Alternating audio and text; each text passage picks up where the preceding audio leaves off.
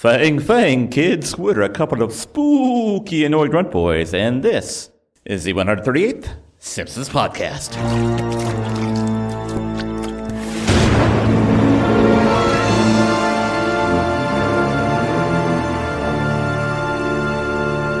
That's right, we're the podcast that explores the animated sitcom The Simpsons from seasons 11 and beyond, and the newest ones when they come out. Why do we do it like this way? Well, plenty of other podcasts have explored the quote-unquote golden age of The Simpsons, and we want to find the goodness in the later seasons. And, you know, an entity known as the Wheel of Random has trapped us and forced us to watch a show in such a manner.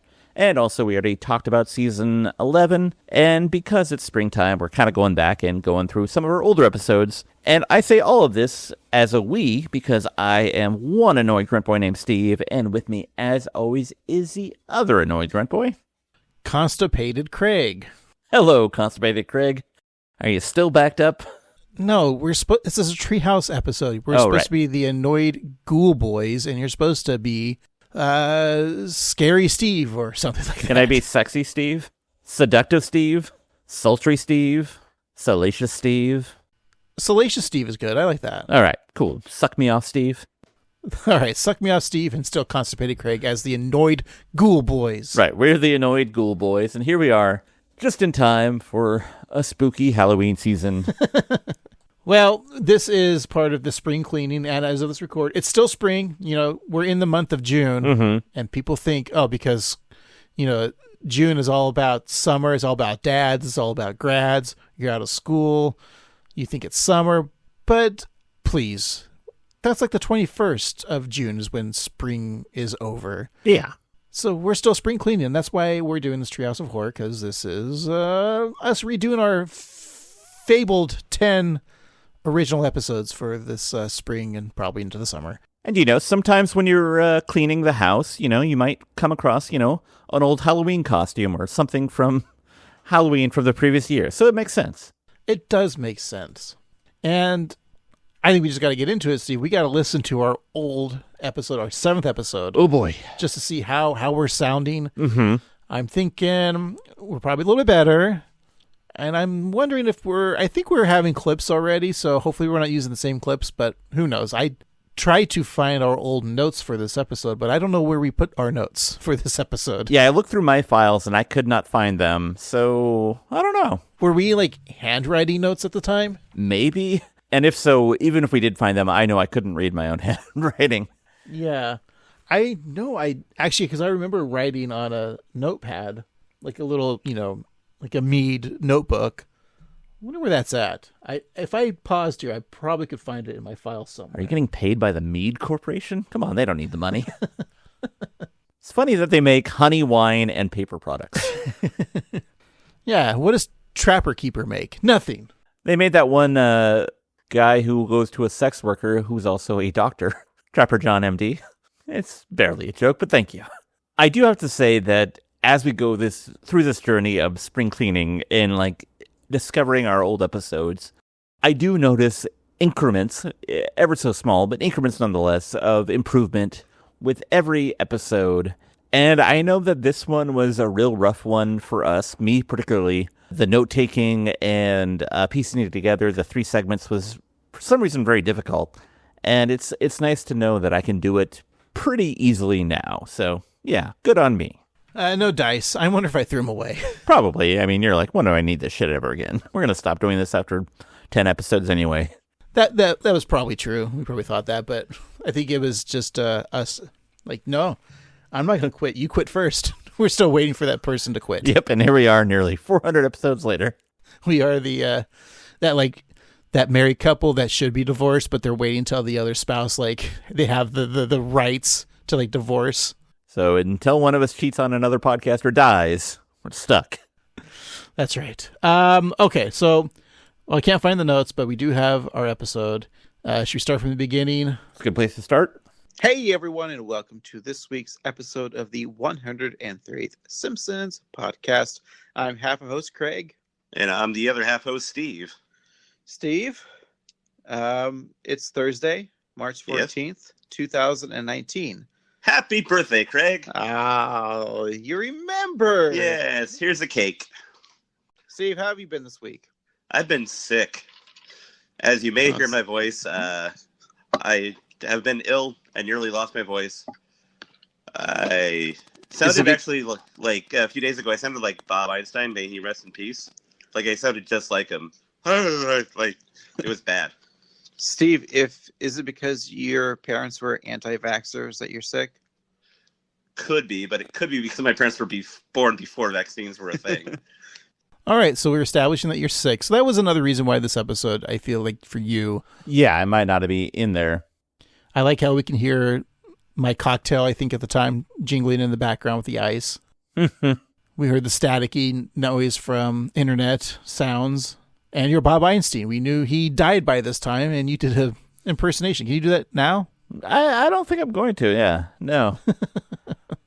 All right, let's go to another timestamp. We'll go all the way to, I don't know, 30 minutes? That sounds good.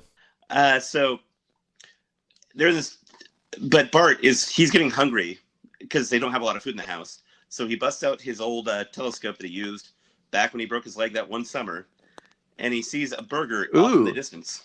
Another Hitchcock reference, but not in the Hitchcock segment. It's true. Very nice. Good call, Craig. Thank you. There's my drink again. Let's do one more, and let's go towards the end and see what we're talking about at 50 minutes. That's good. Yeah. But I figured you'd figure out, you'd connect the dots. Like, okay, so Gil, he's gonna be a bully to Gil, and then, guys, I don't have much of a pitch. This is why I'm not running for The Simpsons yet. Yeah, no, that's you can fill 22 minutes with that, right? I feel like it's how they pitch The Simpsons. Is they're doing what we're doing, but maybe with a different board. Yeah. All right. Maybe they have a location board. All right. Well, Steve's episode's going to win again this week. So we're pitching Simpsons episodes, which we used to do, and we still kind of do that. Yeah. I feel like we've gotten a lot better at pitching episodes too. Yeah. I feel like your fastball has gotten better. Your sinker has gotten better at pitching, so we're good at pitching. And I'm a good bunter too. I love to bunt.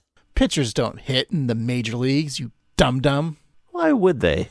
Unless you're Shohei Ohtani, of course. Of course. Then you can do anything you want. I think quality-wise, I know there's clips in here somewhere. I scoured through it earlier. But I think we're kind of it's 7 episodes. I think we're kind of getting into the rhythm. I still have the mundane talk at top. But audio is still shitty and a lot of background noise.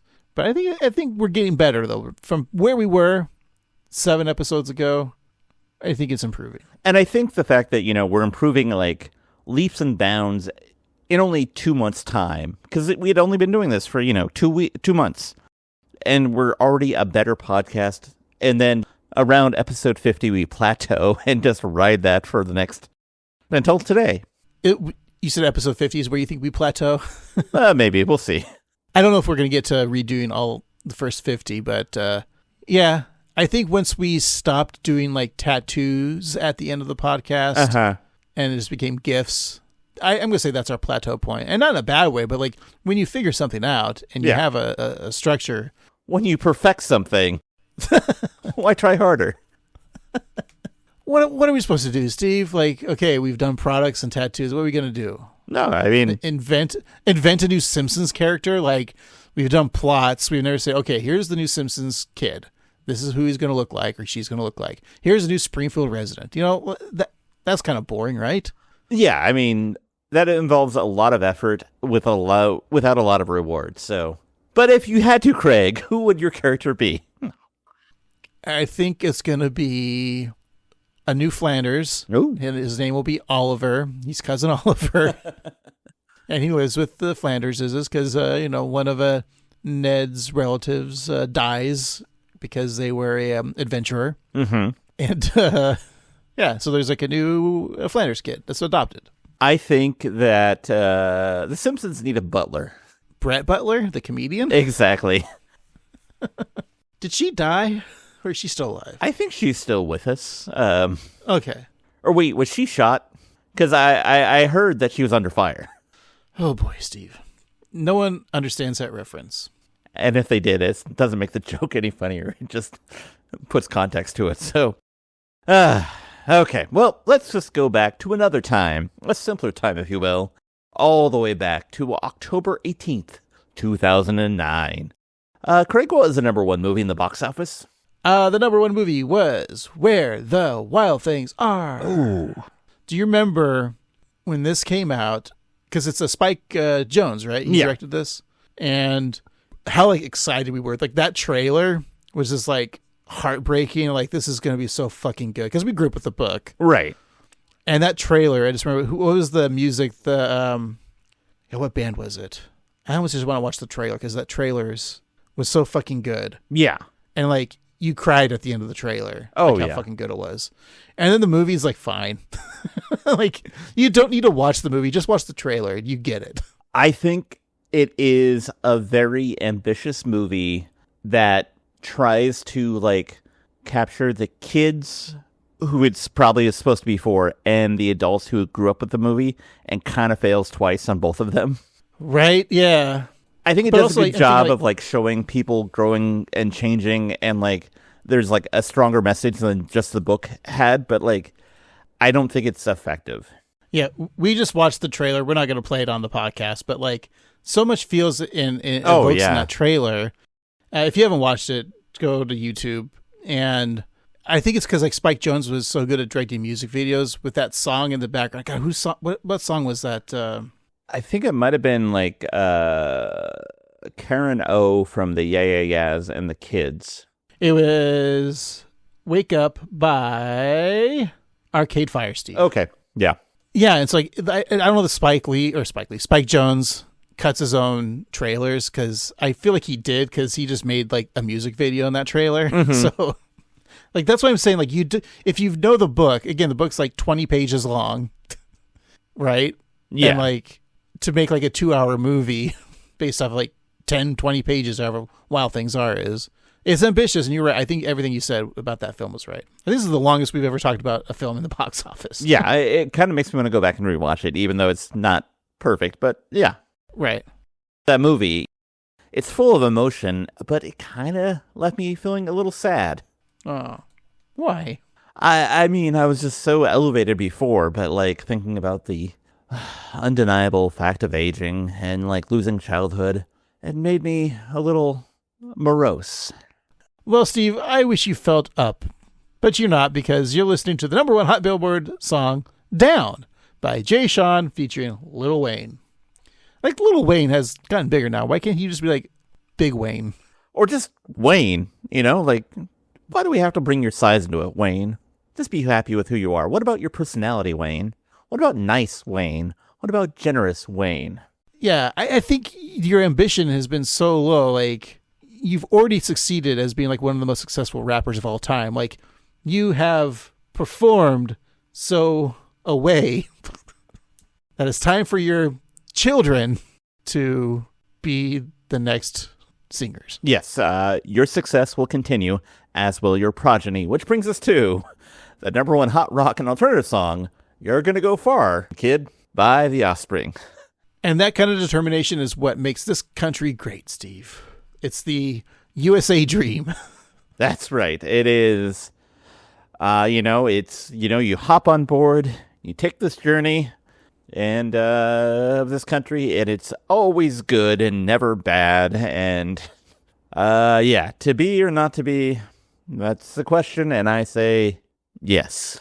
That leads us to the country hot song, American Ride by Toby Keith. That's right. And I don't know what to say about that other than he is a guy. Or he was a guy. Is he dead? I think he's dead. I think you're thinking of Jesus. I do get those two confused because I don't believe in neither one of them that much. Toby Keith is dead as of February 5th, 2024. So correct. Good job. I didn't do it. I was just giving you your congratulations on knowing Toby Keith is dead badge. Oh, thank you. Thank you. We have them on our shops at tpublic.com/user/noigruntboys. Get your I knew Toby Keith was dead t-shirt. And, if you put them on and you're a cop, put them above your badge. Higher than the badge.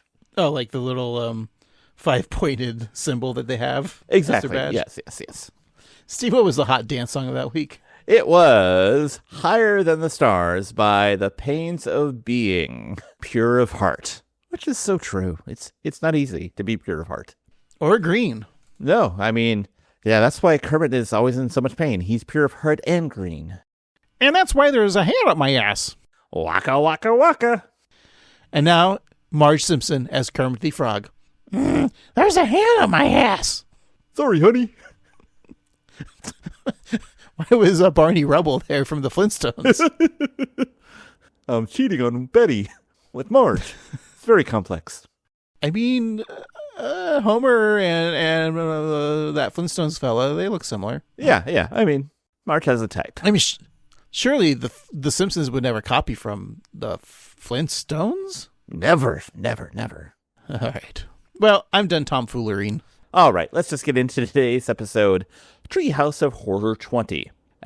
Lisa sets out on revenge for Miss Hoover. Zombies, or munchers, overrun Springfield after Krusty sells dubious burgers, and Homer becomes half-man, half-brewing apparatus after falling through a trapdoor at Moe's. Very exciting stuff. Let's give it a watch. We'll be right back. And we're back. Today we're talking about Treehouse of Horror 20, the 4th episode of the 21st season. It is episode 445 in the show's run. It originally aired on October 18th, 2009. Your nerd code is LABF14. It was written by Edward Daniel Chun, directed by Michael B. Hendon Anderson II and Manic Matthew Schofield, and your showrunner is Al, 20 more years, Gene. Sadly, that would never come true for Al Jean, because he's not the showrunner anymore. He got close. Yeah. What do you think his day in, day out with The Simpsons is now? He just pops in, "Hi, I'm Al Jean," and then he leaves. I think everything's a Zoom call now, right? Probably, yeah. And the woman who voiced Maude is just so pissed. Why am I laughing? Well, because that's the whole reason why Maude got killed was because, oh my god, I'm a bad fan. She wanted to commute from her home in like Arizona or whatever, and they're like, "No, you're fired." Maude Flanders, right? Yeah. So you know how you always bring up me making always like old timey references. Mm-hmm. When you said Maude, You thought I was talking about B. Arthur? yes, I thought you were talking about the TV show Maude, starring B. Arthur. That ran, of course, from 72 to 78, created by Norman Lear himself. The man, the sitcom god. I've never seen an episode of Maude. That's why this week on our Patreon, I Off Springfield will be the first episode of Maude. No. I mean, it could be. Yeah, we'll see. How do you seduce a television writer legend? Make a Norman Lear? That doesn't make sense. Show him Maude naked. I think B. Arthur was 27 when she filmed Yeah. Maude. No, we're not talking about Maude. We're talking about Daniel Chun. He is a writer, of course, of The Simpsons. He wrote on a show called Happy Endings. He also created a John Stamos television show called Grandfather that lasted for one season on Fox. Mm-hmm. But he's also written on The Office, and for the last season, I think he was the head writer of season 9 of The Office. So Wow. good for him. That's all. He is credited with writing 6 of The Simpsons, though, and this is the 5th that we reviewed. The one we have not reviewed yet is season 17, episode 5, Marge's Son's Poisoning, which apparently this was an episode that we had recorded but lost. I don't remember this. It was in one of our first 4 initial records. It might have been like the second one that we recorded that I lost because I'm an idiot. I barely remember the episode other than Marge and Bart hung out a lot and had tea parties, and Bart was razzed for, being a mama's boy. If I remember correctly, the 4 lost ones, because only one was recovered, and that was Dial In for Nerder, right? Mm-hmm. So that became our first episode. But originally, our first episode ever recorded that was lost was the Brazil episode, right? Yes. And we have yet to do that episode? Yes, and then the other one I think is Skinner's Sense of Snow, which we did do. We did do. Okay. I think when we finally hang up this podcast and go to podcast hell, not heaven, we'll go to hell. Our last episode should be the Brazil episode, right? Yes. End it where it should have began. Indeed. That or the Lady Gaga episode, of course. That should be our last episode. Our last episode will be the last episode of The Simpsons, which will be season 842. Ugh. That's so much more work to do. Ugh. Well, the sad thing is, because of technology and AI, and I have a daughter, she's going to like have AI recreate us like when we're long gone. So we will be doing it, but we'll be dead. But AI versions of the Annoyed Grunt Boys will still be alive. Well, that's something. Yeah. I mean, at least we don't have to do it. No. But other episodes that Daniel Chun has written that we have reviewed would be Jazzy and the Pussycats, G.I. Annoyed Grunt, Rum Old and Julie Any Given Sundance. And that's it. This is his last episode that he wrote on The Simpsons, The Treehouse of Horror 20. Well, our Halloween Fright Fest begins with Frankenstein's monster breaking free from his shackles and busting out of the lab, but not before turning off the lights to conserve energy. Over at the Natural History Museum, a mummy escapes from his sarcophagus, waking up guard Ben Stiller and slapping him when he brandishes a gun. The mummy and Frankenstein's monster join the Wolfman and Count Dracula on the streets of Springfield. As the vampire remarks, Halloween is the one night of the year when they can walk among the public undetected. So the iconic monsters run into the bullies who are dressed in the more current costumes of the time period. You have Jimbo as Master Chief from the Halo series. I'm sure people still dress like that. Kearney as Heath Ledger's Joker, but I think everyone does the Joaquin Phoenix Joker now. And Dolph is wearing the Black Spider-Man symbiote Spider-Man costume, becomes Venom. I think a lot of people still wear that. So yeah, I guess they're still on point there with costumes. Then Jumbo mockingly tells them that Turner Classic Movies called and they'd like their costumes back. So worried that they may in fact be lamos, they visit a nearby Halloween headquarters, which was formerly the Columbus Day headquarters. At that time, we canceled Columbus Day. And they still canceled, right, in some places? Yeah. And I think we're trying to bring it back, but we don't need to. It's bad. It's Indigenous People Day, I believe. Yeah. They emerge moments later with Dracula as an Iron Man, Frankenstein's monster dressed as SpongeBob, and the mummy is Captain Jack Sparrow, and the werewolf, Harry Potter. Who are you going to be? Who am I going to be from the I'm going to go with the classic Christopher Columbus as Jack Sparrow. Ooh, I like that. I mean, you get to wear a pointy hat either way, so it's a win-win. I think I'm going to be Frankenstein SpongeBob. We're out of that phase of when we grew up. We did read the Harry Potters, but we didn't grow up with them. We were in our 20s when we read them. So I've never did a Halloween Harry Potter costume. But if you were to do Harry Potter, would you be a character or would you be yourself as a student or professor or the creepy pedophile that roams the hallways? It's a costume, so I wouldn't be that. I need to dress up. No, I mean, I think you make a good point, though. I think it'd be good to be a student of Hogwarts and you choose your respective school or your house.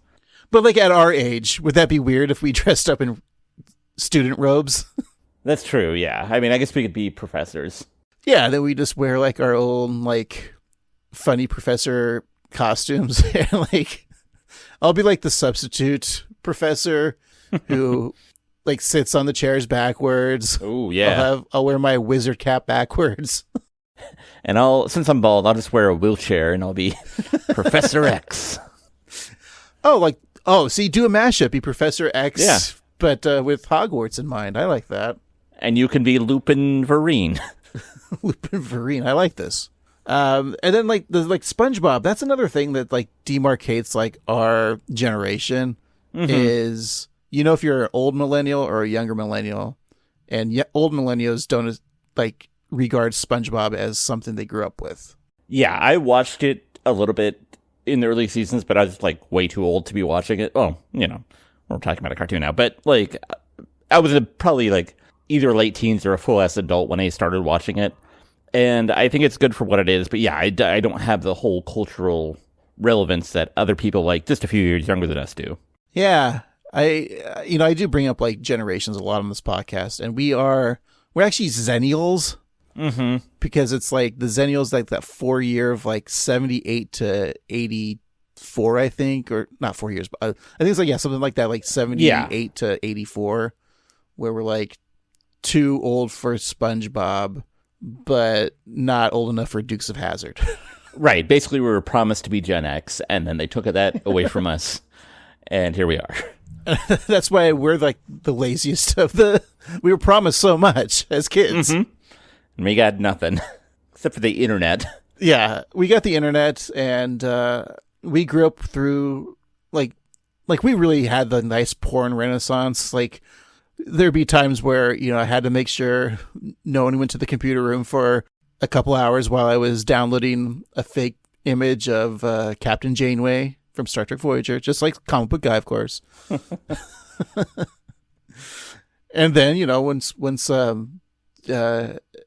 movies were introduced, it's like, wow, we don't have to go to the VHS store and rent Through the Curtain. That's right. And the cowboy doors.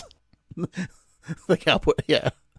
Remember just like standing there by like, just as a kid, just like standing, like it was always probably like, I don't know, the drama section, and I just wanted like, I'm looking at like, Age of Innocence VHS tape, pretending to like read it, but I'm like waiting for like people to come out and so I could get a peek through those cowboy doors. When Age of Innocence is also a movie, but it's a very different movie. Yeah. So I just ended up renting the Blue Lagoon, and that's pretty much porn, right? Not so innocent that age. Steve, over at 742 Evergreen Terrace, the party has already started with Lenny and Carl dressed as the Blues Brothers and Homer as Zorro, using his Gabe way to wrangle donuts into his mouth. A tipsy Marge, dressed as a cat, greets the monsters at the door, and Homer isn't sure about them at first, but when they offer booze, he welcomes them with open arms. And I love how Marge is drunk. I always love a drunk Marge. Yeah, it's fun. It's good for her to unwind. She works so hard. Yeah, she put that whole party together, so. Yeah. Each of the MGM monsters finds a woman to flirt with. Dracula uses his teeth to shotgun a duff with Edna Krabappel, who's dressed like Marie Antoinette. Cowgirl Selma unwraps the mummy's bandages, and Mrs. Mutz and Frankenstein's monster begin to make out after agreeing that beer good. Just then, the wives of the monsters arrive, upset that they're drinking rather than killing children. And Mrs. Dracula warns the Count that he'll be sucking his own blood tonight. So it's a dick suck joke. Yes. Good for the Count for being able to do that. I do have one problem, though. Frankenstein's bride. He has a bride. The bride of Frankenstein. With, like, Marge hair? Exactly. Like, they could have made a joke about that. Like they could have made a joke like the bride of Frankenstein would be like, unlike you, I can pull this hair off all year. Or, like, I can pull this style off all year. Or something. I don't know. But it's just weird to have a female Frankenstein's monster, not the bride of Frankenstein. Because she just looks like modern day woman, like just, wearing clothes, like normal modern day women clothes. She's just green and has bolts. Yeah, it has like the, it's similar to his hair, but, shoulder length or chin length. And Marge is already dressed as Frankenstein's bride. So what if she was also dressed as Frankenstein's bride? Yeah. There could have been like, I like your punch up, but, she could have come in too and saying like, nice wig, and Marge's like, it's not a wig, you bitch, and then they fight. Ooh, yeah, I like that. No, yours is better, of course. As the women start to beat their husbands, Homer tells them to lighten up, saying that it's not cheating if you're wearing a costume. That's what I say I'm always wearing a costume, baby. Sure. This isn't me. This is Costume Craig. I'd never wear pants with shoes and a shirt. Yeah. I'm dressed as a guy with slightly too small shirt. Anyway, so the female monsters then turn their anger towards Homer, ripping his head off. So it lands in the punch bowl with an X over each eye, which becomes the 20 of Treehouse Horror 20. Wow, can you imagine, Steve? The 20th Treehouse of Horror. We did it. We did it. You and I. Yeah. Our first tale is a horrifyingly Hitchcockian tale entitled Dial M for Murder, or press pound, hashtag for you kids, to return to the main menu.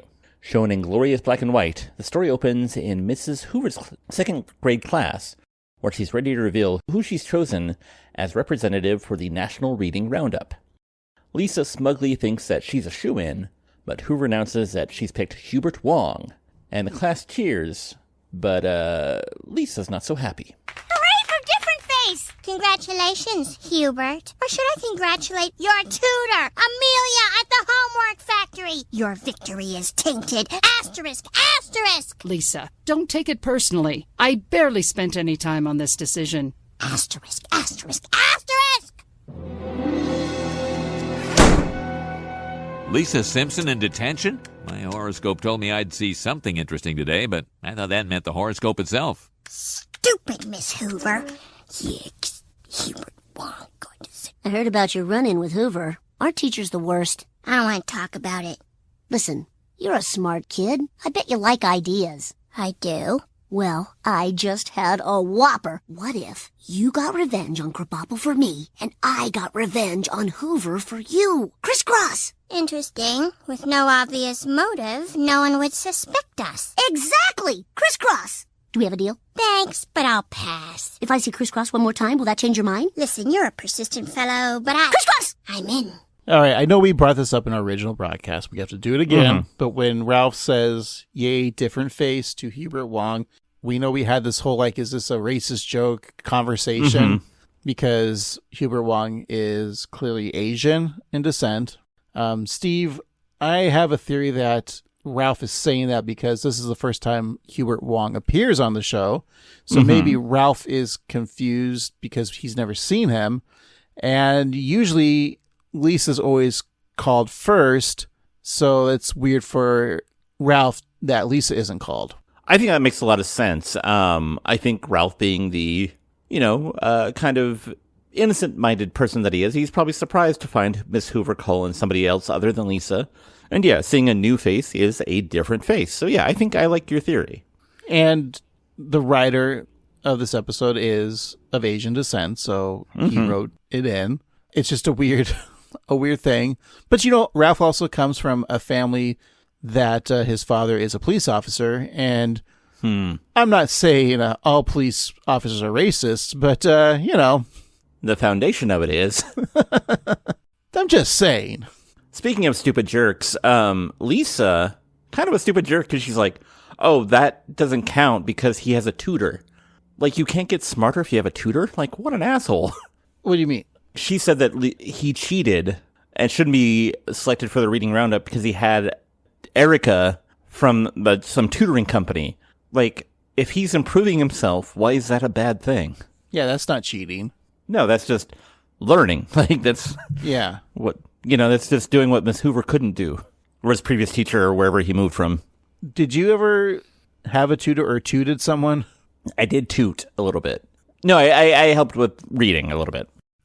And where is that student now, Steve?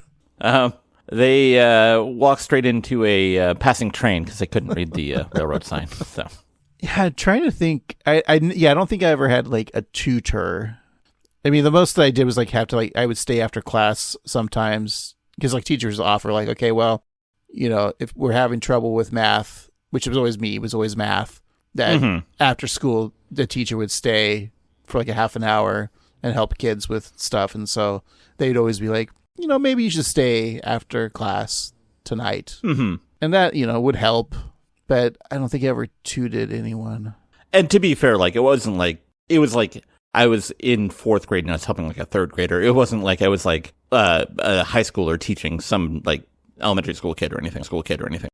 One time I did have to stay late because I think it was in second grade. I couldn't cut straight lines with scissors. I couldn't cut scissors straight because I don't have good fine motor skills, and I still don't. So that is one time where I had to stay late because they were mad at me. Like I was trying to like be lazy or cheat them out of their precious cut paper, but I just couldn't do it well. You also can't get sentences out straight. Nope. Talking is hard as scissors. Why did you waste teacher's time with that, Steve? I'm sorry. Teacher was missing happy hour because of your cutting skills. I don't think she was, if you know what I mean. Oh. Was this the teacher that would bring in her boyfriend? Yeah. Was it? Yeah. You always talked about her before, that she was cool because her boyfriend was cool. Right, and she was like young, and by young, probably like 26 or something. Yeah, well, that's young to us. Now. Yeah, that's true. That's why you have paper cutters, Steve. Just use the paper cutter. It'll cut it straight. That's good. And I wonder if that'll be a relevant part of this discussion later on. But, I guess we'll just have to wait and find out. All right, well, Lisa trails Edna Krabappel as she walks home from the grocery store. So the teacher has a brief moment of suspicion, but when she turns her head, Lisa hides behind a nearby sunflower being sold at the florist stand. So once Lisa follows Edna to her apartment, she calls Bart, asking if he has figured out his alibi. And Bart informs Lisa that he's at a tennis match and that his appearance will be noted. The camera then zooms out to show that he's in the middle of the court, exposing his little butt to the players and the audience, which move their heads back and forth in rhythm, hypnotized by his gyrating ass cheeks. What I love about this is no security is trying to stop him, but it's all staring at a little boy's ass. They're just like, wow, that's some ass. Are tennis viewers pedophiles? Maybe. They do talk about love a lot, and they like balls that are kind of fuzzy, but not really fuzzy. So I saw on the internet, if you've heard of it, there was a video going around about a tennis player who needed to get off. Like, he needed like a timeout, like real bad, but they were like, no, you have to keep playing. He's like, no, I need a timeout right now. Like, that's not part of the game or how it's supposed to go. And it's apparently because he had diarrhea. He's like, oh no, fine then, I guess I'll just shit all over the court if that's what you want me to do. Wow. That's like my biggest fear. Like, yeah. He unlocked my biggest fear is you're in a place and all of a sudden you have diarrhea. Like, and you're wearing shorts. Probably white shorts too. It's tennis. Exactly, yeah. Ugh, that is horrible. Yeah. Like, at least if you're a hockey player, you'd be wearing, like, tons of gear. Yeah. And, okay, baseball player, I think it's fine, too, because you just, like, you know what, slide into first, you feel a little burst. It's fine. Exactly. It's expected. When you're heading into second and you slide into first, you feel a little burst. Okay. And you're sliding into second. What's the slide into the second part? I know when you're running to third, you feel a little turd. Right. When you're heading to second... What poop rhymes with second, Steve? Is it boobs? I think so. You get diarrhea on first base with your partner, then you touch their boobs, and then you like have a solid on third base, and then when you get home, that's the bidet. Exactly. When you're heading to home, you feel a little foam. What a gross song. Yeah. I don't know where that conversation came from, but Lisa rings Edna's doorbell, but when the teacher answers, there is no one there. Crabapple realizes that she has been ding-dong ditched. So under the stairs of the apartment, Lisa sits in the shadows, laughing to herself, saying, crisscross. Later, Lisa walks into Bart's room, proudly wishing he could have seen the look on Krabappel's face. And Bart feels the same about Lisa seeing Miss Hoover's face, and then pulls out the decapitated head of Lisa's teacher out of his backpack. And as we'll learn in this clip, Lisa is stunned. You killed her? Right, like we agreed. I never said kill. Yeah, 'cause you're smart. You don't say kill, you say prank. Like Mom and Dad say snuggle when what they really mean is let's lock the door and hug. Well, I didn't kill Mrs. Krabappel. So all you did was ring her doorbell and run? Yeah, ding-dong ditch. Ding-dong ditch means you kill her. Then you throw that ding-dong into a ditch. Jeez, pick up a book. You're a monster. A deal's a deal, little sister. Tomorrow after school, go to her house and TP her. That's it? Just TP her? Yeah, torture and pulverize her. Then ding-dong ditch the body and we're even. I think I'm gonna be sick. Steve, can we ding-dong ditch and snuggle in bed later?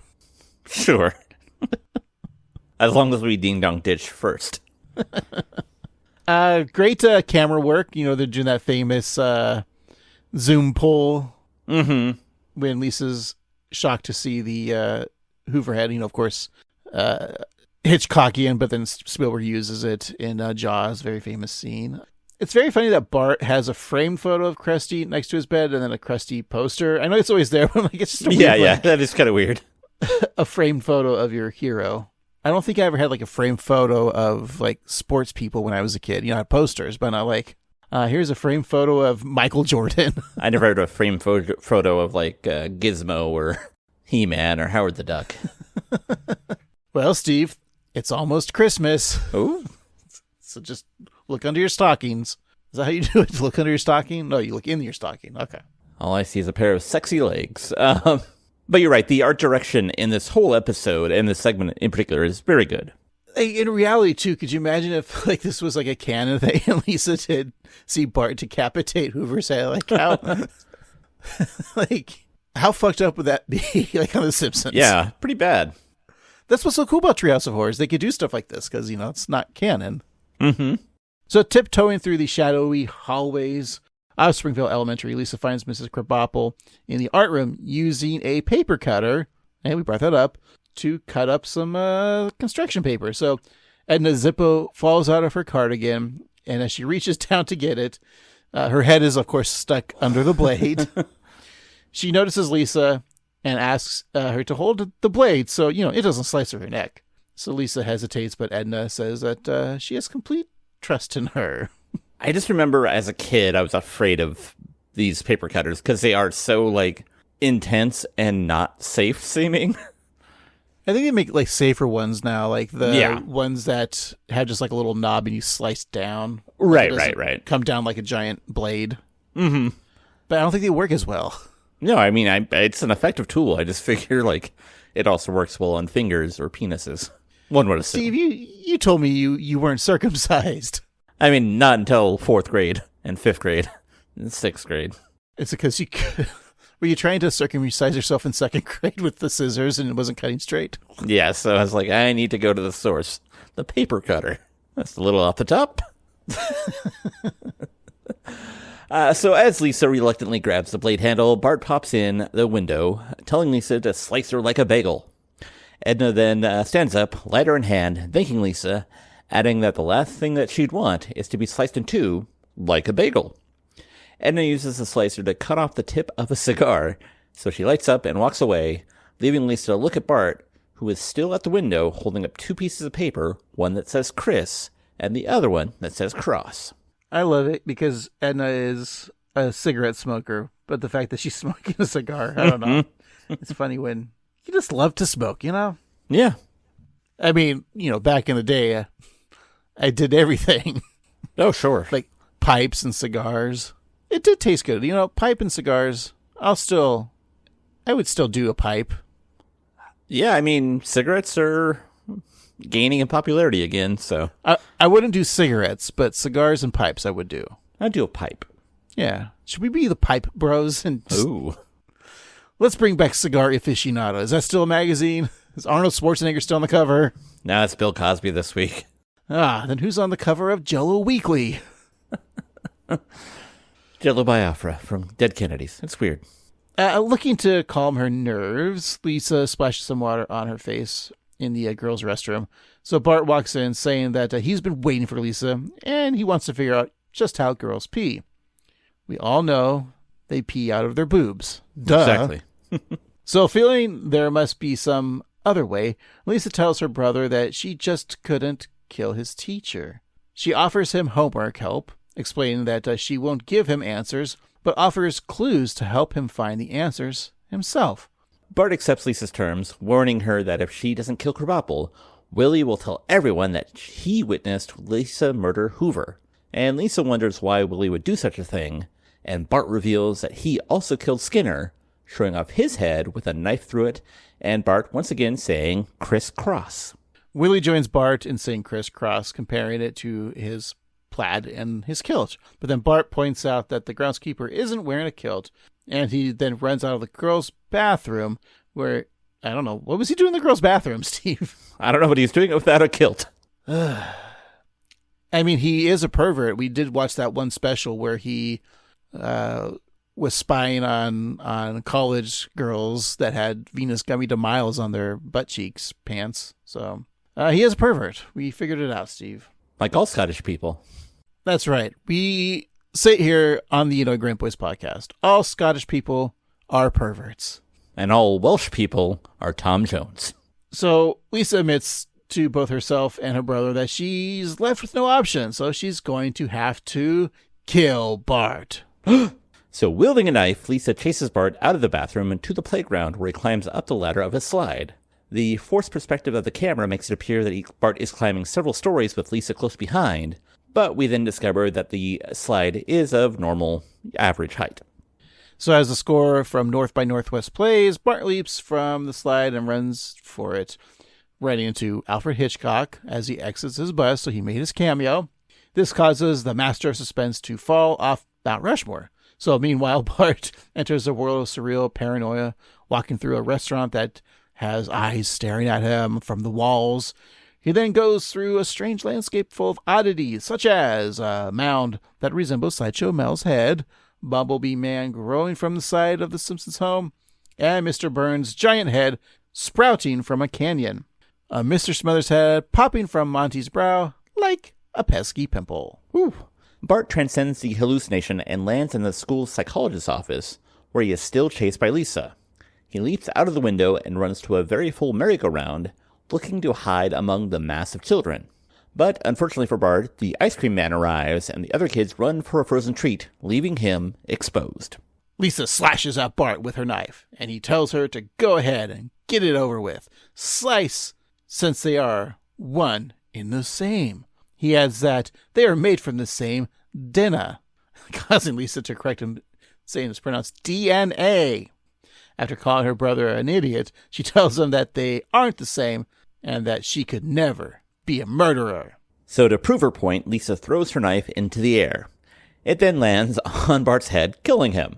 Lisa gasps in shock just as Mrs. Krabappel enters the scene, slow clapping and congratulating Lisa on her deed. Lisa swears it was an accident, but the teacher doesn't believe her. With an "Ay caramba, you little snot," Edna spins the merry-go-round and sends Bart's lifeless body flying. And Lisa and Edna walk away, giving each other a knowing look, because they were in on it together the whole time. Amazing. The twist ending, it's very Hitchcockian, Steve. So Hitchcockian. I've never seen Strangers on a Train. I've never read it, seen it, whatever. That's what this is based on, but yeah. Have you ever been on a train with other strangers? Yeah. Then you've seen it. Okay, yeah. I was going to say, I don't think I've ever been on a train where I knew everybody. That would be weirder. I mean, have you been on a train with the people you know? You know what I mean? Oh, yeah. I've been on that train. Riding the caboose. I was on a little trolley cart behind the caboose trying to catch up. Pumping and pumping. It's called the cut car. Is it called a cut car? It is now. Cut car. I love it. Well, Steve, should we just go to our second terrifying tale of tunes? Indeed. Our second story begins at Krusty Burger, where Kent Brockman reports on the launch of the highly anticipated Burger Squared. He then asks the food chain's namesake why this item is so different. I'm here at Krusty Burger for the launch of the highly anticipated Burger Squared. Krusty, what can you tell us about this fantastic new sandwich? I'm glad you asked, Kent. We start with grade A beef, feed that to other cows, then kill them and serve the unholy results on a 7-grain bun. Burger Squared! The math checks out. Cows eating cows? That's an abomination. No, Lisa, you're a vegetarian, but these cows have made a different choice. And now this lucky reporter will be the first human to sample this delicious crime against nature. Juicy, flavorful, with just a hint of... Hey, that's my check-cashing arm, you stupid... Marge complaining or telling Lisa that now you're a vegetarian, equaling it to eating meat. Yeah. They had a choice too. It was really funny. Also, the transition from that Ken Brockman makes is very seamless, but very scary. He doesn't change that much, but his skin tone changes and his eyes get a little bugged out. But I think it's really effective. And the camera does that horror, shaky cam business that you would do in a Munchers movie. We're not saying zombies, Steve. Munchers. Oh, that's right. The idea that they make ground meat and then give it to the cow to eat, become cannibal cows. Mm-hmm. Burger Squared. I thought Burger Squared was Wendy's Burgers, but I guess not. Two things can be true. Two things, yeah, it's true. It's just kind of like at the time when America was learning about like Wagyu beef, because isn't that just like they feed beer to cows, and that's why it's so tasty. Yeah, and it's also foie gras. That's what that is. Okay. I don't know. It seems inhumane, doesn't it? It is. It's not good. This also feels like something that Robert F. Kennedy would just like suggest. To give beer to the cows? No, to give cows to the cows. Oh, right. Or I think lactating human women should feed baby cows titty milk. That seems no more weird than us drinking cow's milk. And I'm saying this as somebody who drinks cow's milk, but when I think about it too much, it's weird. How come we don't drink horse's milk, And why don't we eat horses? I think we're the only country that doesn't. Yeah, and that's why, like, I'm an omnivore, and I think I recently just said that we should probably all not be eating meat, but here we are. But when you start to think about it like that, it's all really weird, and it's weird that we draw these lines where cow good, horse bad, dog bad, obviously, but why?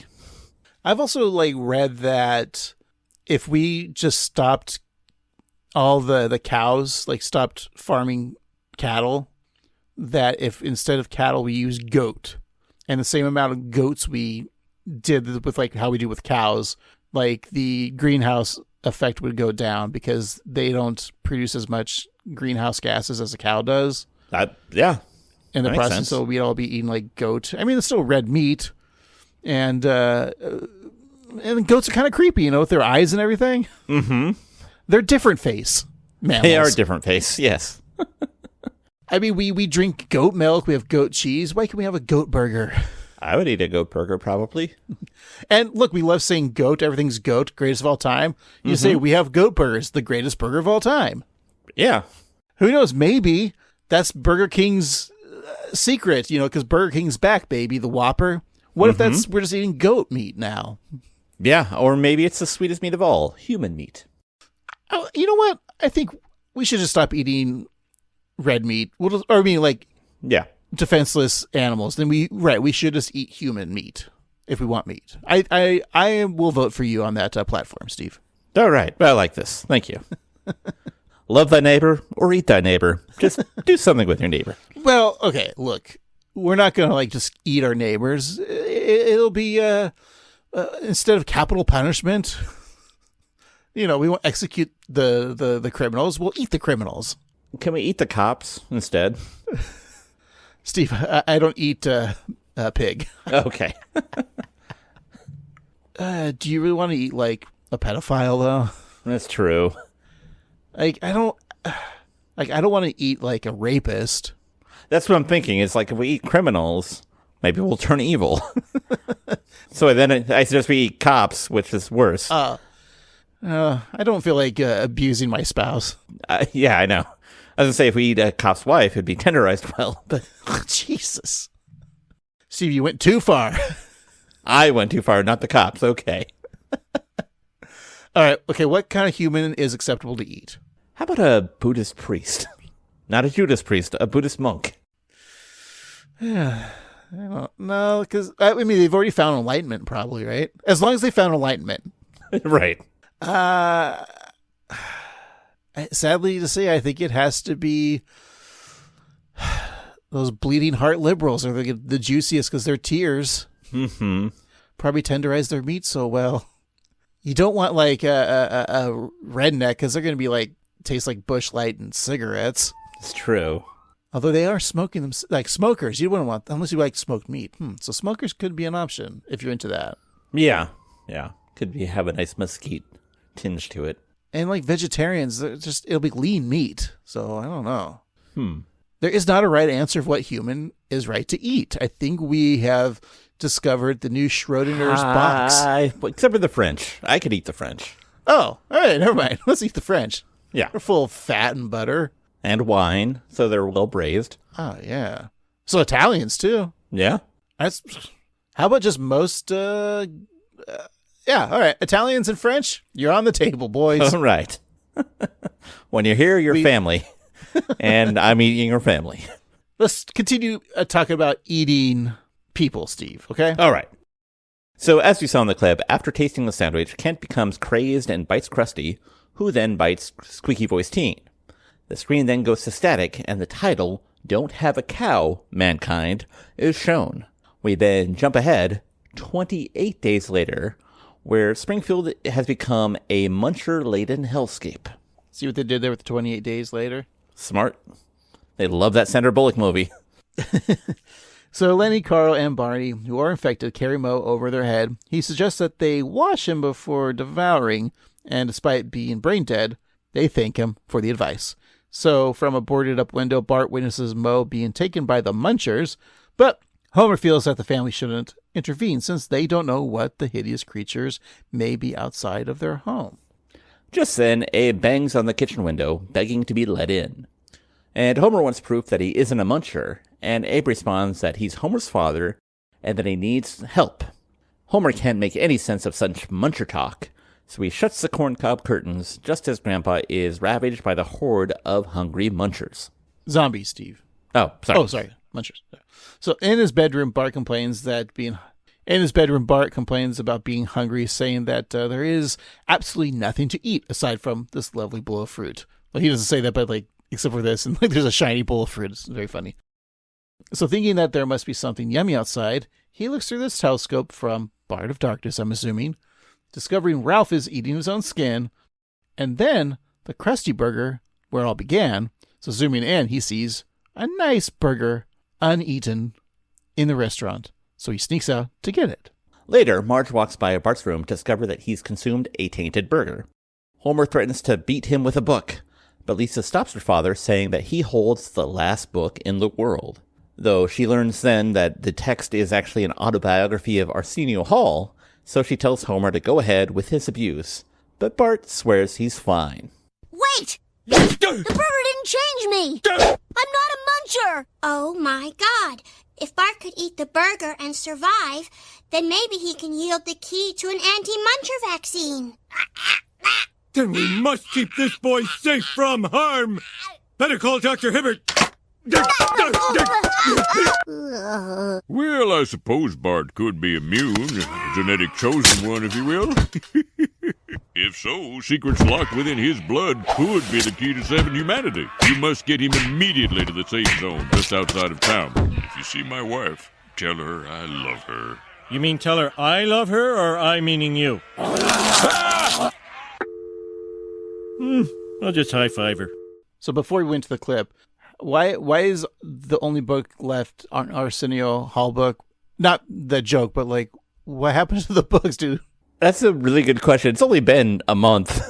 Are we assuming were people eating books, or were they burning them to keep warm, or were they throwing them at zombies, or I don't get it. I'm sorry, munchers. Yeah, I don't really know. That's a good question. And also, Lisa, Arsenio Hall was a juggernaut in the early 90s. Just like The Simpsons. Exactly. And he, much like The Simpsons broke the spell of Cosby, Arsenio Hall broke the spell of Carson, which, is a less evil curse, but, still. So, it's probably an interesting book, I'd say.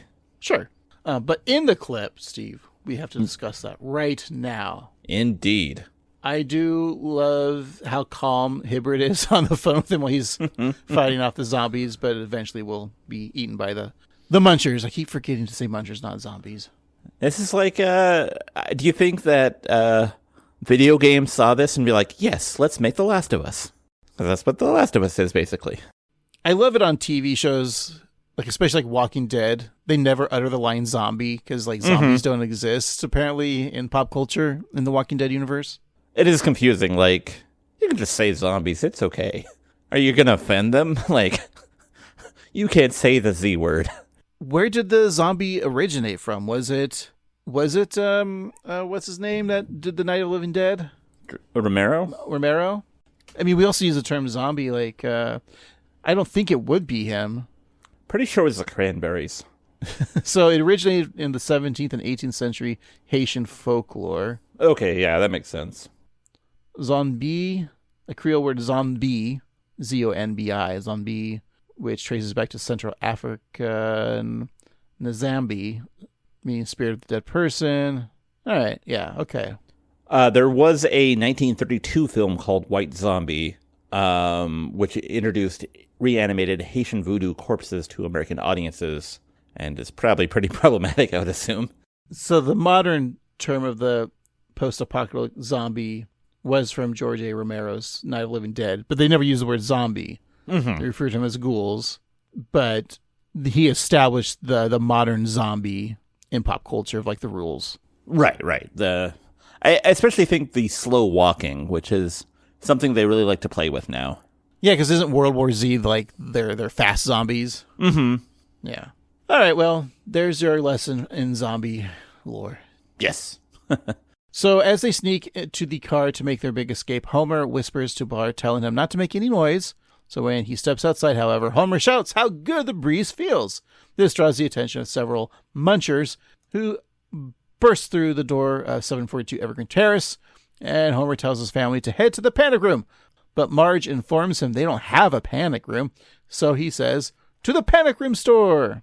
So more and more munchers make their way inside, but as all hope seems lost, Rainier Wolfcastle bursts in, firing 2 guns, shouting, "Come with me if you want to live."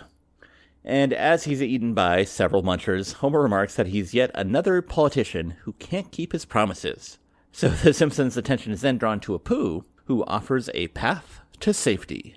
This is a reference of Arnold Schwarzenegger being the governor of California at this time. So, thinking the day couldn't possibly get any crazier, Homer and the family follow Apu to his tricked-out vehicle.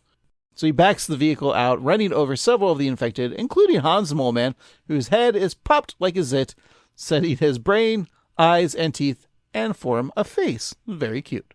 Very cute. In the armored truck, Lisa asked Apu how he survived. And since he's a vegetarian, Apu didn't eat any of the consumed meat, and because he owns a convenience store, he is armed to the teeth. Up ahead, 2 munchers carry a plate of glass, and Apu speeds up, crushing the glass, leaving the munchers to say that they need windows too. I love a good window pane joke, and this is a good window pane joke. Yes, I would agree with that statement that Steve just said. Good. So Apu and the Simpsons zoom past the Aztec Theater, which was showing the film Medea Goes to Hell. Is that a real Medea movie? I don't think so yet.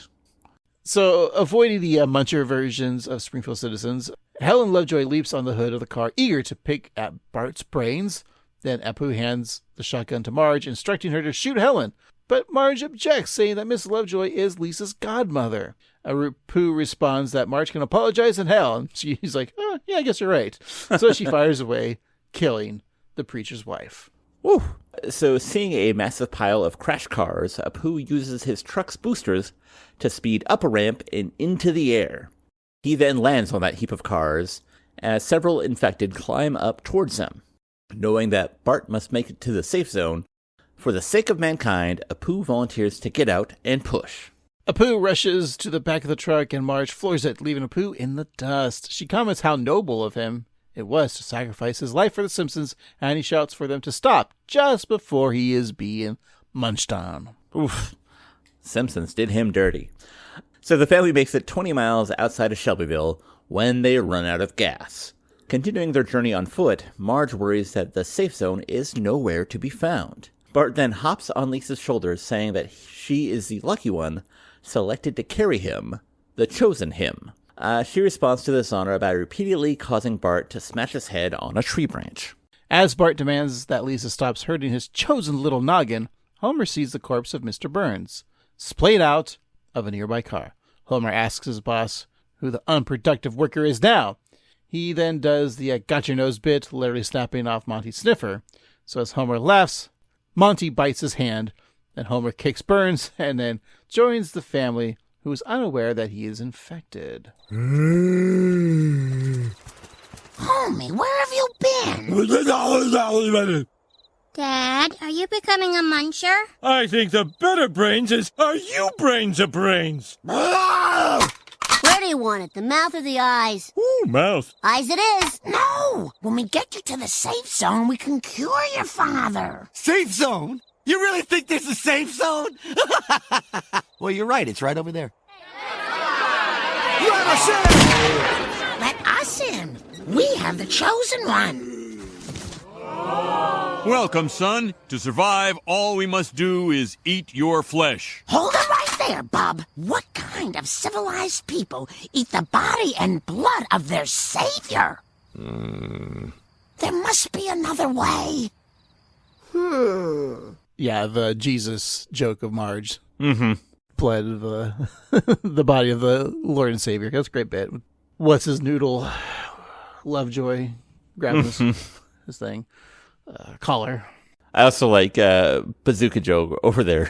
The kid with the eye patch being like, you think there's a safe zone? Well, you're in luck. It's right over there. The classic character in like a post-apocalyptic movie that's like, you're never going to make it. And goes crazy. Yeah. Mm-hmm. Great character, Steve. Thank you. We then cut to an idyllic Springfield where children play freely. A billboard advertises Springfield, The Zombie Years, airing soon on the Historical Channel. Lisa narrates that after some time has passed, music and laughter fill the air, and all it took was allowing Bart to bathe in the people's food. In the outdoor tub full of food, Bart dunks his hog into Lisa's stew as others line up to eat his shorts and all that is inside of them. So Homer, the last remaining muncher, is locked in a cage both for safety and a reminder of the horror that once was. Wow. We did it, Steve. We got through the second segment of the Treehouse of Horror 20. Wow. Shall we go to our final act?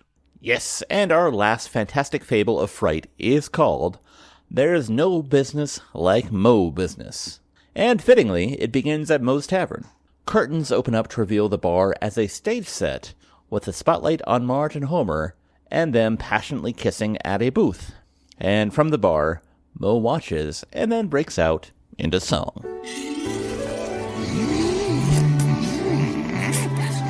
Oh, why can't no girl love a guy with this mug, whose mother declared you're too ugly to hug?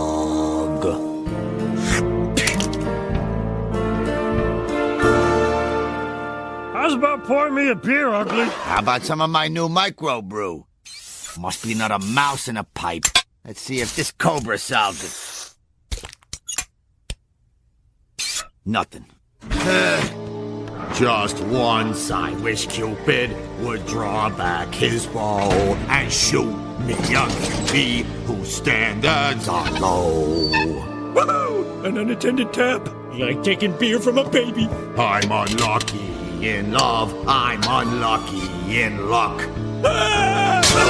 Like taking a beer from a baby. Good line. And just good advice, because babies shouldn't be drinking. They didn't buy that beer, you did. And the snake, where did it go? It's presumably in the beer lines. Yeah. I do like how Barney's like, give me another beer, ugly. Yeah. And Barney, you're no looker yourself, so No. take it easy. Well, Homer is too busy stealing beer from the unattended beer tap to notice the opening in the floor. And so he falls through and is impaled by several pipes sticking out of the tap system. Just a lot of broken pipes just going everywhere. Yes. Mo tells Homer to relax, but that just causes his lifeless body to sink further down onto that radiator. Mo returns to the bar just as Marge walks in. He's about to give her the grave news, but when he looks at her and into her eyes, he's smitten. Her beauty makes Mo take wing. Mo is then hoisted by rope, soaring through the stage high above the bar set. He crashes into a stage light, but luckily the production crew is there to put out his flaming hair and unlatch him from the rope. Returning to the scene, Mo tells Marge that Homer stepped out, adding that before he left, Homer declared that he doesn't love Marge, and he never did. Marge is stunned. So from below, Homer screams in agony, but Mo claims that it's actually the result of his recent ventriloquism class. He then drinks a glass of water as Homer begs for someone to either help him or kill him. Mo pours Marge a beer, unaware that down below, Homer's blood is seeping into the tap lines. Marge notes something unusual in her brew, and that causes Mo to grow nervous. But it seems that Marge enjoys the effects of her drink. It tastes like cuddling. It tastes like clean clothes. It tastes like hot, steaming cocoa mixed with rainbows. It does. Full-bodied, full-blooded. It's such a lovely blend. It's jolly, it's loyal, like drinking your best friend. I stopped my crying. Why, I don't know. But this rosy, cozy, bubbles in my nosy makes me wanna have more. This is a really interesting concept to present the story as though it were a musical. A musical play, yes. Right. It's an interesting kind of fourth wall breaking thing. I like it. This is what I wanted to get at the end of the segment, but since you brought it up, I will then have my discussion with you. Okay. Who wrote this play? Ooh. In your mind? That's a very good question. Let's say that this is canon, yet we do see Kang and Kodos in the audience, so let's pretend they're not there. But, like, I think, because you think, like, maybe Mo wrote this, and because it's Mo always wants to be with Marge. Or Midge. But what if it's Homer? And what if Homer gets yelled at because he's always spending time at Moe's? He's coming home. Marge is mad. And so he just drunkenly says, "But you don't understand, Marge. I am been writing a musical play with Mo. Yeah, that's it. And it's about you. You have to be in the play. We were going to surprise you." And then, because she likes to act and be in plays.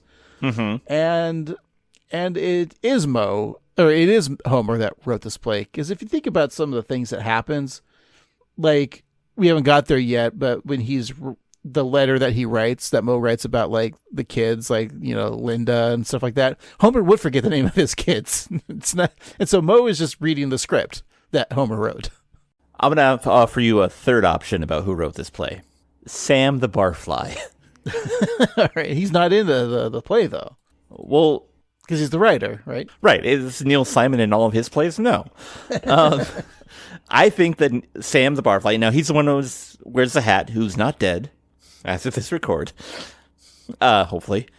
And he's just sitting there, and he's like, looking, he spends his whole life with Larry, who's not much of a conversationalist, so he's just kind of bored and drunk, and he's just kind of thinking in his head, like, I should do something with my life.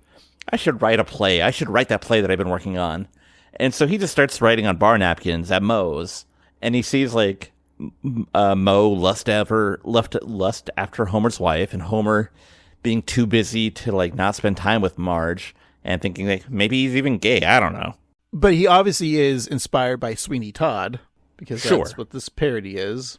Maybe, yeah, I think you're right. Maybe, and then, like, also Barney helps him out, and because, like, Barney's like, I want to see where I'm the Phantom of Phantom of the Opera. Right, because, Barney's got a good voice, but maybe they couldn't find a role for him, so he's like, can I just do a cameo as the Phantom? And he's like, yeah, sure, why not? All right, well, I like your theory as well. Okay, I like yours too. Well, let's continue the segment, Steve. The curtains close and a crowd cheers. In the audience, Kodos comments that this is the best musical in light years, but Kang corrects her alien sibling, saying that light years are measured of distance rather than time, but Kodos feels that Kang understood the context. Next, let's start talking about parsecs. Jeez. We then go to Act 2, where Mo offers Marge another tainted beer, reminding her that it's been a whole week and Homer is gone. He then mentions, for no reason at all, that he just put on cologne and shaved his knuckles. Marge is still holding out hope for Homer, but Mo then shares some disappointing information. Marge, I've got some bad news to give you. It's a letter from Homer on my stationery in my handwriting, using my idioms and speech patterns. And it begins, "Dear Midge, you probably hate me by now, and if you don't, what's wrong with yous? But don't give up on men. Bart, Linda, and the other one there need a dad." That does sound like Homer. The reason I left you is simple. I'm gay? Yeah, read on, it gets gayer. While turning gay the other day, a thought occurred to me. I'd like to try most every guy from here to Timbuktu. Oh, there's so many men around the world of every shape and size. I want to nibble on Jamaican jerks and teriyaki thighs. I want to French kiss a Frenchman and spoon an English duke. 'Cause frankly, dear, to not be queer just makes me wanna puke. So find yourself a man who'll want you in the sack. I recommend our dear old friend, bartender Moses Lack. So I think you could be right, because my theory there, I don't think Homer would write a song about being gay to himself. Mo would, but Homer's also agreeing to this. But your theory that maybe it is Sam, and maybe he is coming out, this is his coming out. Maybe this performance is dedicated to Larry. Like, he couldn't get his feelings out, and he's like, Larry, we sit next to the bar. Maybe you are a good conversationalist. I don't know, but I got feelings and I don't know how to express them. So watch this play. Tell me what you think. And Sam, I think I got confused. Sam's the guy with the glasses and the hat, right? That's what you said? Yeah. Larry's the dead one. Okay, I was thinking Larry for some reason. But Sam does make more sense. He does with those glasses. He looks like another old reference I'm going to be making. Charles Nelson Riley. Sure, yeah. Who was an out gay man. Mm-hmm. He's got the Charlie Nelson glasses. So, yeah, all right. I think I'm liking this theory more now. All right. What was that? I don't know. Were you a bird? Maybe. We're going, what the fuck was that? That's building a nest. Nothing. Don't worry about it. Have to lay an egg later on. Gonna eat some worms.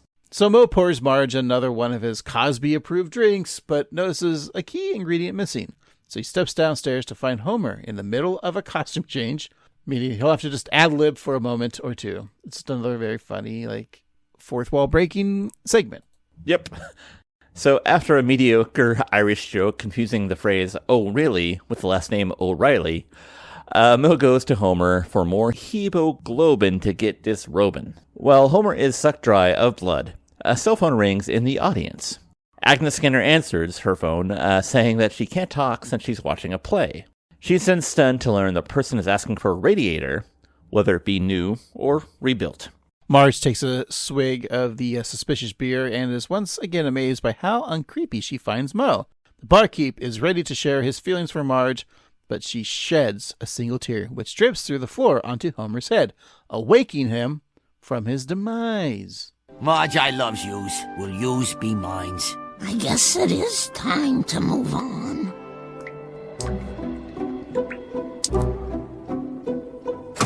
Before you do, I just gotta warn you, Marge. My taste for romance is kinda perverse. I can only make love in the back of a hearse. Plus, I gotta be dressed as a Civil War nurse. And then when I'm finished, I'll go through your purse. But you could do worse. I could do worse. We're proof that you could do worse. She couldn't possibly do worse!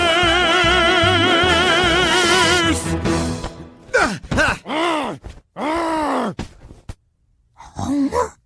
Does this mean you still love me? Of course I do, Marge. Can you still love a man who's half beer?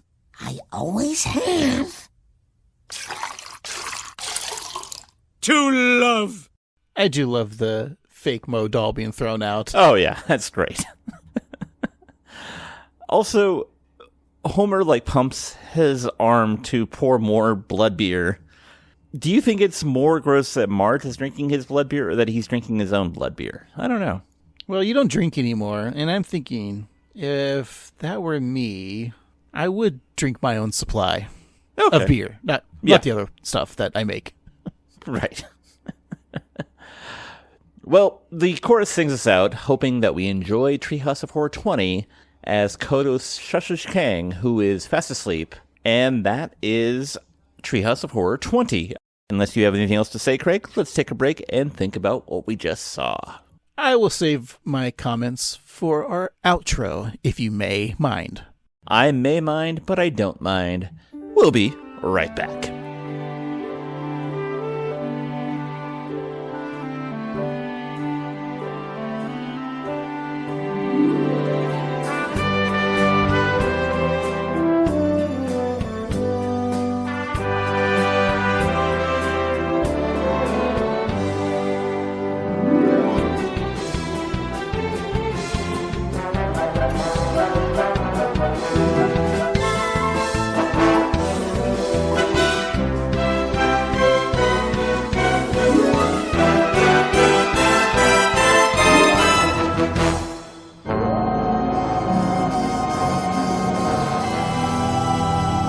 Alrighty, we're back. Let's finish up our discussion of Treehouse of Horror 20.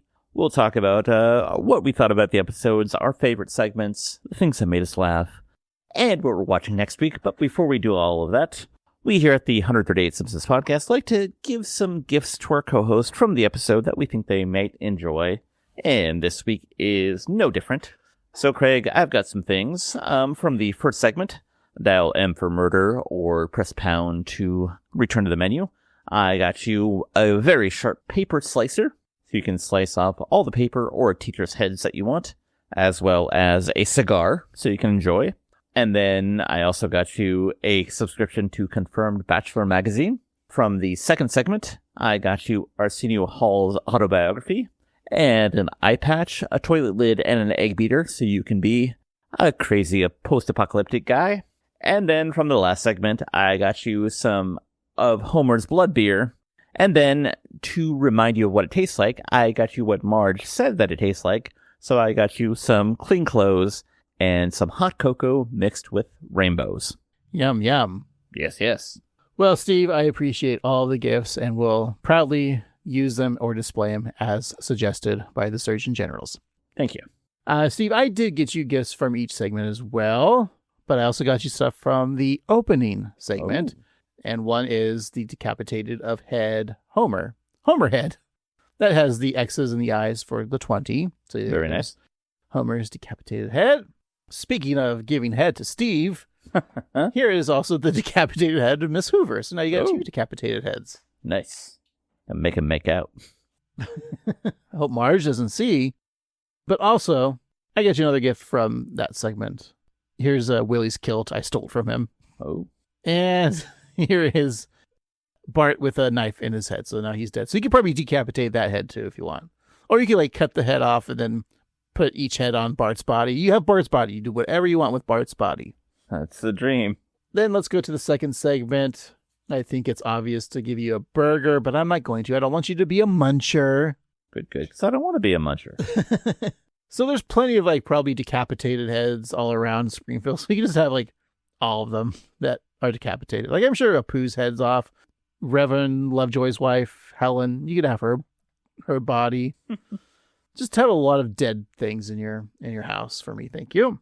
Thank you. Let's go to the third and final segment. Well, there's not any decapitations because, Steve, this is a play within a show, within our universe, on a TV, within Homer's mind. Yes. I don't know what that means, but since there is no real dead bodies, you have plenty of dead bodies, so you can have the fake Mo dead body. Ooh, fun. I like that. And I got you a cameo from Kang and Kodo. So they haven't responded back yet, but they have 24 hours too. So hopefully the cameo from Kang and Kodo's will be sent to you so they can wish you a happy birthday or whatever. Right. Great. I can't wait. Thank you very much, Craig. What are your order of the segments and what do you think of the episode? Now, I don't know what I would have originally ranked the segments, and we obviously didn't hear any of that in the intro of this podcast because we didn't go through and listen to the entire episode. But I feel like my original assessment probably would have been in order, maybe 1, 2, 3. Mm-hmm. I feel like the third segment and how creative it is and how out there, just the concept of making this a stage play, I really liked it because it's playing off of the Treehouse of Horror element, but no one actually dies and gets hurt. Most Treehouse of Horror, especially in this one, I always feel sad when a Simpsons character dies in a Treehouse segment. Mm-hmm. But this way we know they don't die because it's all an act. The music's fun. The direction, everything that happens in it, I think is a nice nod to Sweeney Todd, and I enjoyed it a lot. Then the first segment, just the Hitchcock parody and how gruesome it is and how horrible it is. I mean, the funny joke with Edna and the paper cutter, just great. I would say it was probably my second favorite, but then the middle one with the Munchers, aka zombies, another gruesome one, well done. Like you said, the glass pane with the zombies was great. And then walking down the street, I love Marge shooting Helen. I think I'm gonna have to go in that order. 3, 1, 2. But I actually enjoyed this. I don't think it's been since 2019 since we've seen this. And I gotta say, this is a solid Treehouse of Horror episode. I don't think usually when we talk about Treehouse of Horror and say we, the collective like Simpsons fandom, we always talk about the first like 9, 10, and anything after like season, like I want to say 13, 14 maybe isn't talked about that much. But this one's got solid stuff. It doesn't date itself. There might have been a couple like timely jokes in there, like pop culture wise. I'm trying to think, was there? I'm not sure, but I think it holds up on its own. So I think this is a definite watch in your Simpsons Treehouse of Horror. If I had to, do we do rankings for the Treehouse of Horror? I always forget. I think we don't do our really. We don't.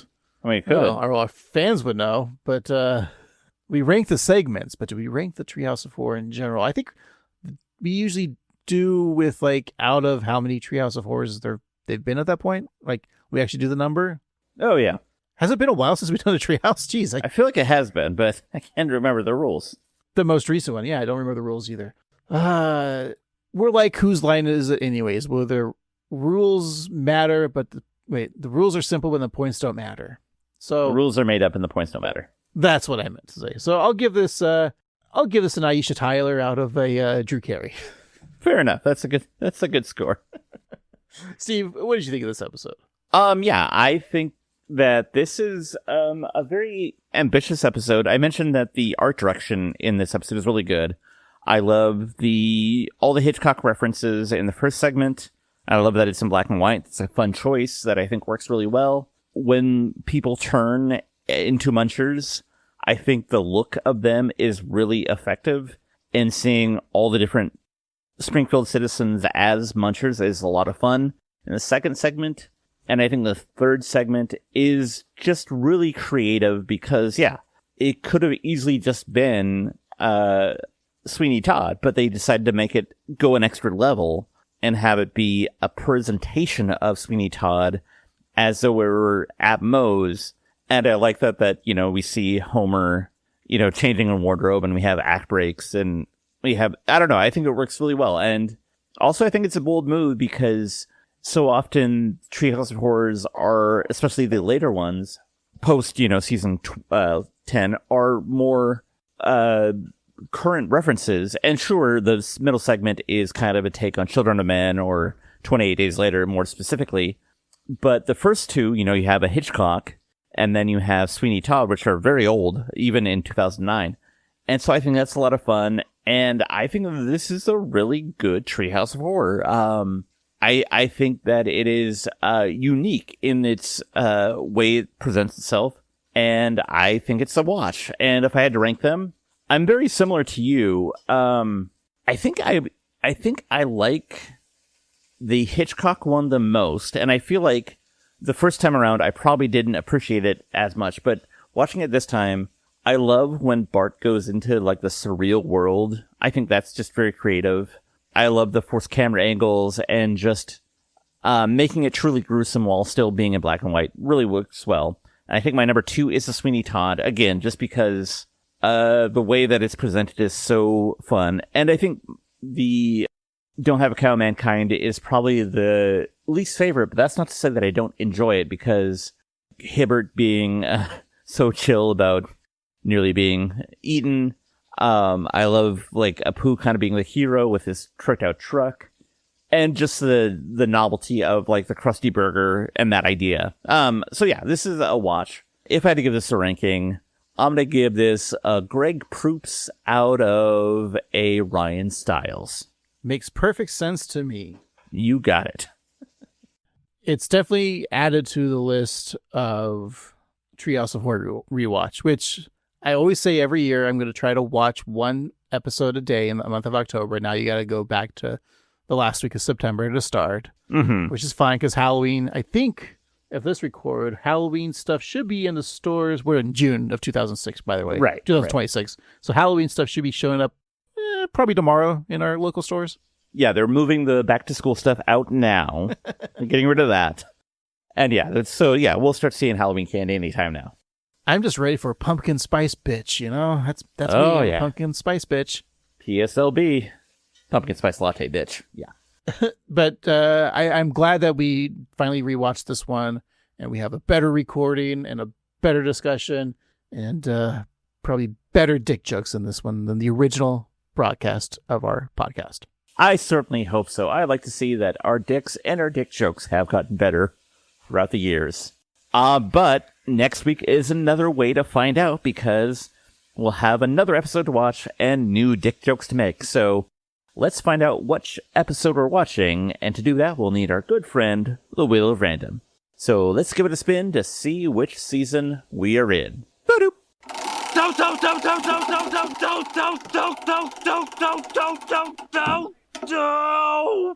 Alrighty, we have season 13.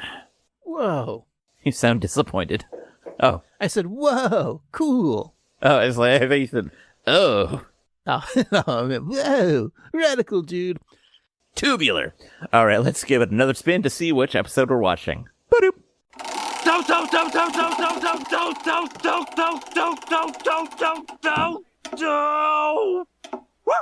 Alrighty, we have episode 18, season 13, episode 18. Now, Craig, what do you think the title of this episode is?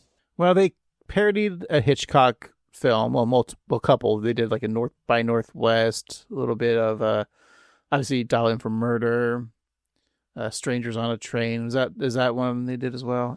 Yeah, I think, yeah. Well, I think they're going to stick with a Alfred Hitchcock parody title, and I think they're going to use the film from 1955, The Trouble with Harry. Oh. And this episode will be called The Trouble with Harry, parentheses, not Sheer, end parentheses.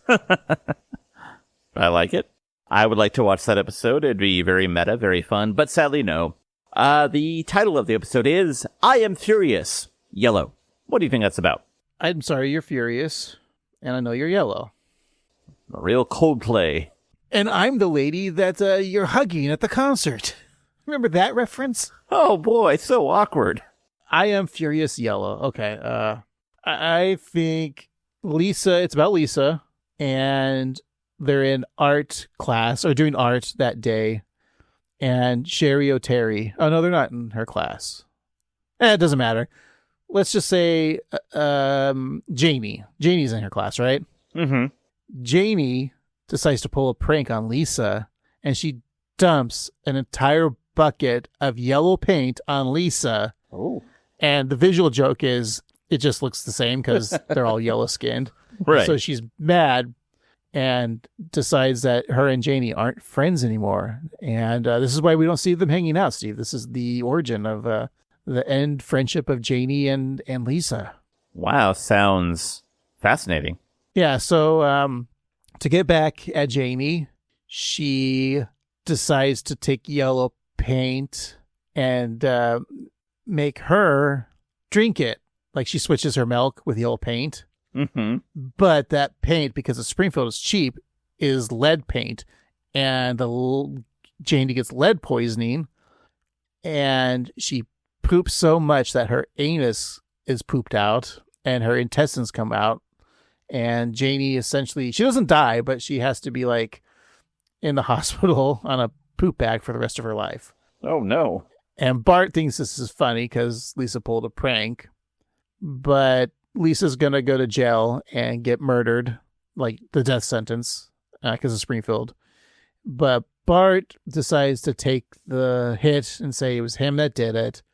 And so they try Bart, and it turns out Bart has so many convictions on his record that like the next one cancels everything out. You know how like when you have like the old dial clocks that, or like a speedometer that when it gets like 9999999, it resets to 0. Mm-hmm. So that's what happens to Bart's like crime clock, is it resets to 0 after like 9999999. So now he's got a clean slate, so he doesn't get killed. Wow. And in the B story, Marge takes up fishing with Flanders, and she accidentally thinks Flanders' hog is a worm, so she attaches a hook to his hog and throws him overboard. And that's the story. Ow, my P. Diddliness. Yeah, you know this episode then. That's a quote. Yeah.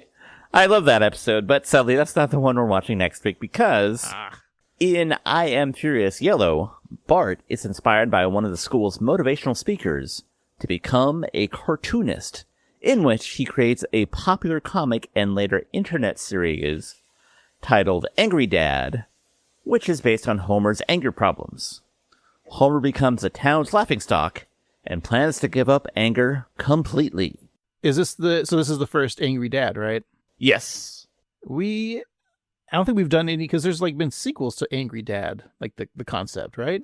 I do believe so, yes. And so this is the genesis of Angry Dad, so that's exciting. Will Phil Collins be the drummer in this episode? I think so. Because you said the genesis. Okay. Right. And Peter Gabriel will be there. The rest. I'm actually pretty excited for this one because we've talked about Angry Dad. It's been mentioned before on this podcast. Mm-hmm.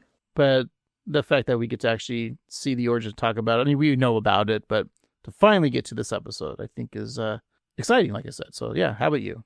I haven't seen this episode in a long time, but I'm excited to talk about that. And, just the idea of self-published comics in general is always fun. So this will be a good one, and I hope that you will enjoy it as well, listener.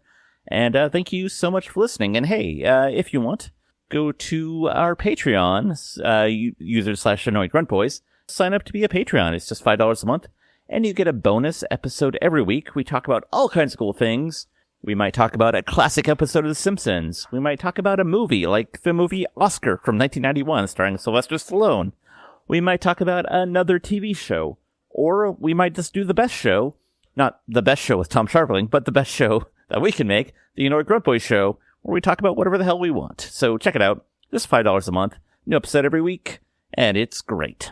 And don't forget to write a review on Apple Podcasts or Spotify or wherever you get your podcasts. Leave us 5 stars or the equivalent. But like I said, don't leave a real review. Just tell us how you would survive against munchers. And hey, if you want to reach out to us, we want to hear from you. You can reach us on the socials, like your Instagram or your Threads or your YouTube at 13simpsons, or you can always email us at 13simpsons@gmail.com. Don't forget to check out our TeePublic site, tpublic.com/user/AnnoyedGruntBoys for your Annoyed Grunt Boy merch. All right. Thank you so much again for listening. For this week, I've been Annoyed Grunt Boy Steve. And I've been Annoyed Grunt Boy Craig. And remember, you might want to wash me before you eat me. Where do you want it? In the eyes or the mouth?